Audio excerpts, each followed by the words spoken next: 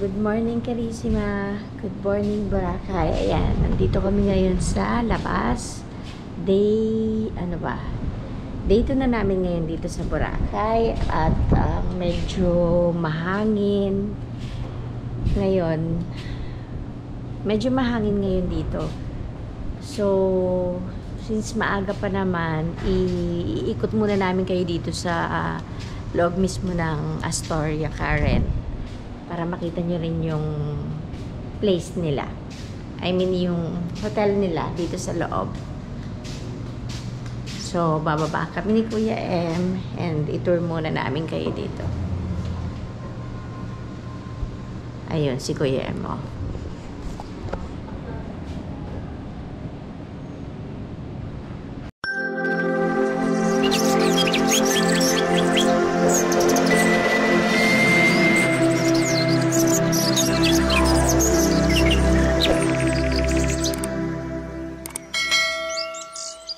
So, ipakita ko sa inyo ito yung dito sa taas. Ang lakas ng hangin. Pakita ko yung taas, oh. Ito yon. Ito yung baba namin. Yan. Swimming pool. Infinity pool ng Astoria, Karen.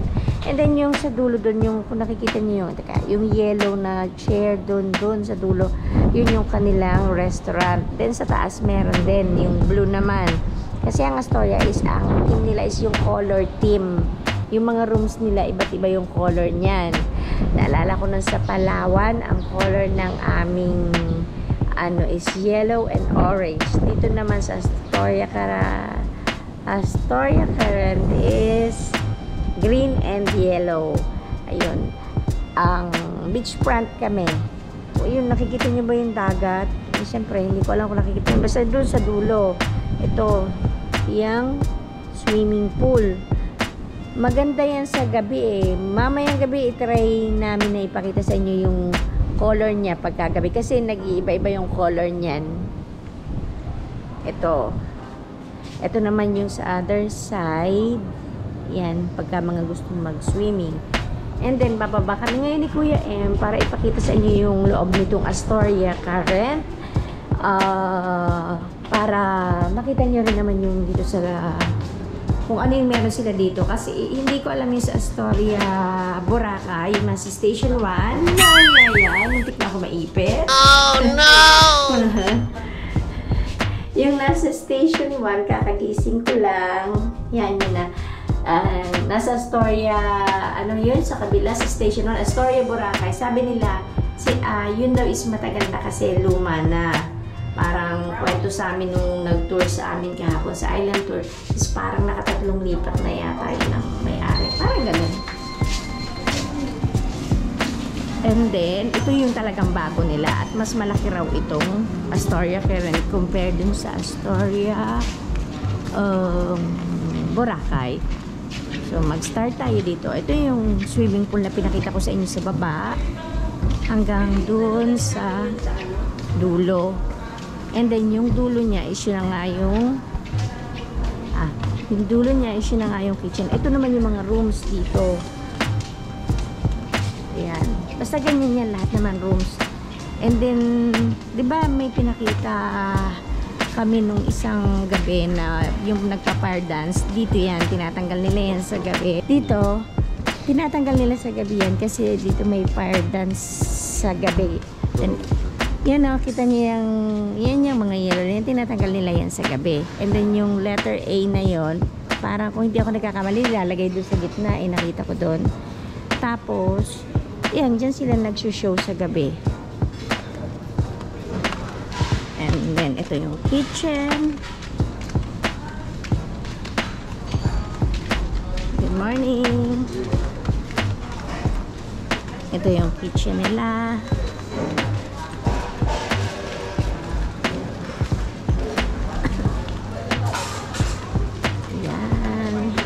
Morning. Ayun ang mga ano nila. Buffet din sila. Ayan. Ito paglabas namin, sobrang lakas ng hangin. Hindi ko alam kung maririnig nyo ako. Maalon. Paano tayo maliligo? Oh no! So, Ito, tingnan niyo yung dagat ngayon. Masyadong maalon. Dapat pala kahapon na lang talaga kami naligo. Sana naman mamayang hapon ay maganda. Oh. Pero kung hindi talaga kami makakaligo ngayon, eh di magpasyal-pasyal na lang kami kahit sa tabing dagat. Tapos mamayang hapon,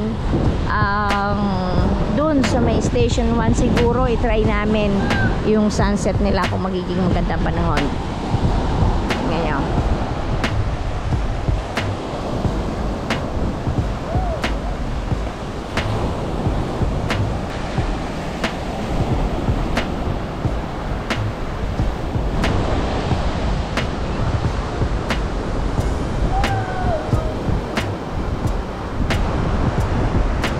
Si Kuya M chumichika na naman. Ayan, dito yung parang yung police ano nila, hindi man police station, basta dito matama yung mga police yung parang nagga-guard sa beach. And then ito yung famous bibingka nila na masarap. Kahapon nag-order kami nito eh. Yung ang in-order namin kahapon is yang assorted. Ang price nila parang pagka yung malalaki 270 and then yung mini yung pinakita ko sa inyo 220. But since pagka member may discount nga, so mas less yung binayaran namin. Ayan ang kanilang ano dito, Astoria. Aray.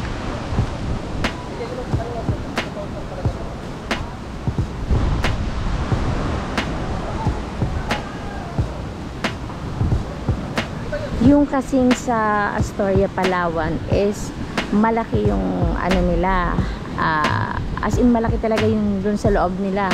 Pag pumasyal kami dun sa ano, sakay pa kami sa ano man tawag dun, basta yung service yung parang golf cart, yun, sumasakay pa kami dun. Saka meron sila dong ano ba yun, parang yung sa Splash Island yata yun, yung ganon, meron sila dun. At saka yun, may kitchen kami dun sa Astoria, Palawan.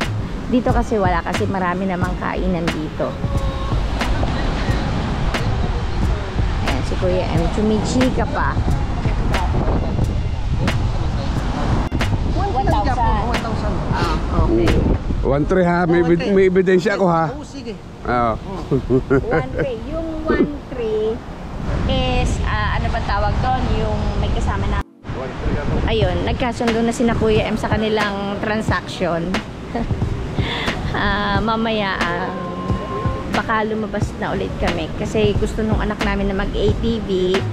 Ang dami na namin natanong. Syempre, kailangan mag-canvas ka muna bago ka, alam mo yung bago ka sumagpang, or ano bang ibang term sa sumagpang, sumunggab, or ano bang term, sumunggab. Basta yung bago mo i-grab yung una mong nakita, kailangan mag-canvas ka kasi iba-iba yung price nila eh. Tsaka kailangan makikipag ano ka dyan eh, barteran ba ang tawag dun? Yung ganon, yung makikipagtawaran ka talaga. So back muna tayo dito sa tour dito sa hotel.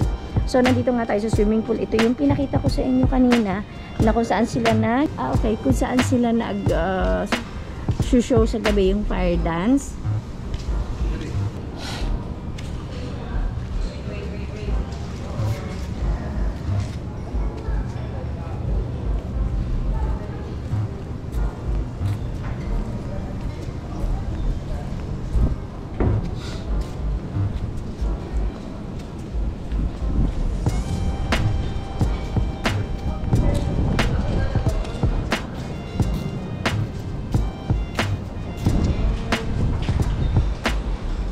Ito yung sinasabi ko sa inyo na yung sa tapat, yung pinakita ko sa inyo kanina sa taas, yung tapat na ito.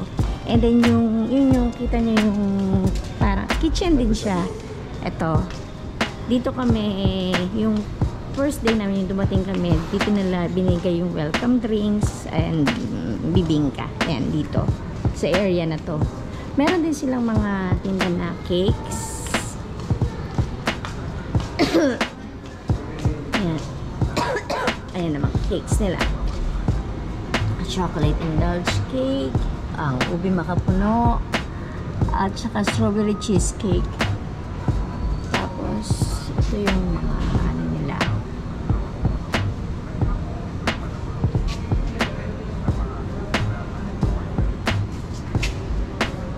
Then, continue tayo sa ating hotel tour.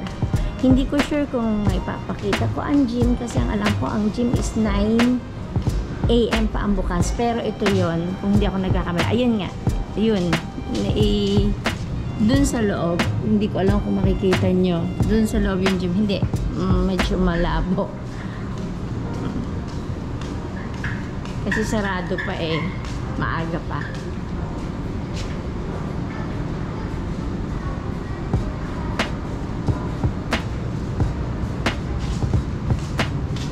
Then, dito tayo sa may reception.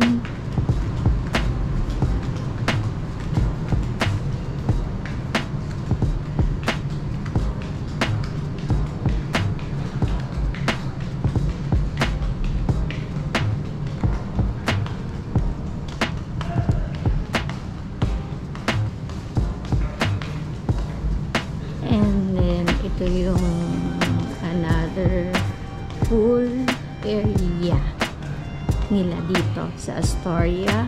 Ayan, nakita niyo ba yung mga chairs? Diba ang gaganda, ano? May color sila, may blue. Hindi ko lang kung kita nyo. May blue. Ito sa first blue, green, yellow, blue. Diba colorful? May balcony sila sa side na to. Yung mga naka-check-in sa ano na yun, meron silang balcony. And then, ito yung reception area. Wow! May mag-check out na yata. Ito. Or, hindi ko alam. Oo. Ayan, hanggang dito.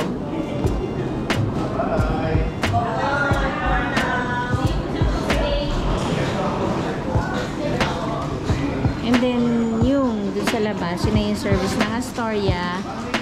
Yung sumundo sa amin, yun din na magkahatid sa amin. So, balik na tayo. May shuttle galing Maine. Agahan na lang. Pero magtawag na lang.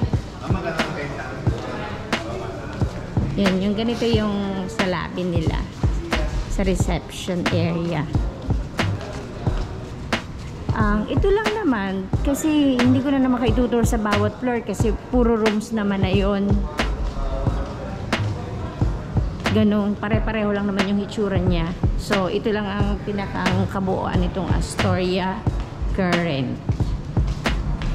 Ngayon, naakit na tayo kasi magpe-prepare na kami ng... Bibili pa ba ako? Bibili pa ako pandesal? Bibili tayo ng pandesal? Oo, ano? Ikaw? Aba, ikaw tinatanong ko. Ay, may tinapay pa sa ano na. Bibili ka pa eh. Kaya lang si CK, gusto yung pandesal. Di bibili ka. Andiyan mo, bibili kami ng pandesal.